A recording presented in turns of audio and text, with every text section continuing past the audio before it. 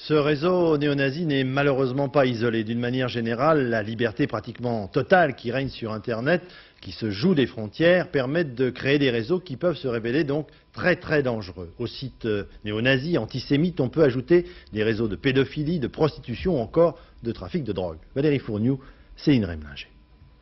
L'œil du tracker rivé sur Internet.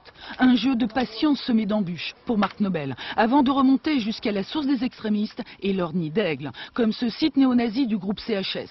Un site aujourd'hui interdit en France qui envoie virtuellement les non-aryens, les sous-hommes et les juifs à Auschwitz, un site parmi une multitude. Internet est une toile d'araignée. Donc avec la toile d'araignée, vous la constituez au fur et à mesure que vous avancez, vous naviguez sur Internet. 100 sites deviennent 200, 200 deviennent 600, et ainsi de suite. C'est un foisonnement à tiroir qui se reconstitue tous les jours. Des sites disparaissent, des sites se reconstituent, des sites de plus en plus violents, sans limite aucune. Et d'un simple clic, on trouve le pire sur Internet. La panoplie du parfait poseur de bombes, par exemple. Certains sites détaillent plus de 400 manières de tuer, de la lettre piégée à la bombe nucléaire. Internet, c'est aussi une vitrine pour le GIA, qui affiche ce qu'il arrive aux traîtres, aux ennemis de leur cause.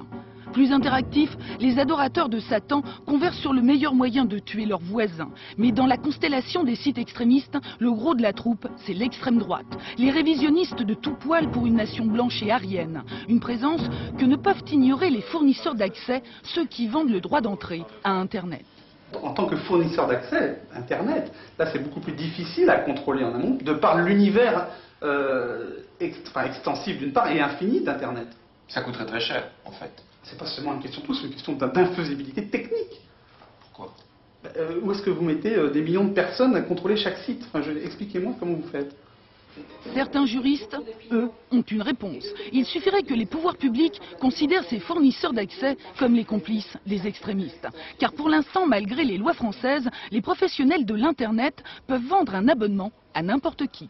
Pour moi, une entreprise commerciale qui héberge un site contractuellement, qui choisit de divulguer un site donné sur le réseau Internet, doit être qualifié d'éditeur. Le problème, c'est que la loi ne le dit pas.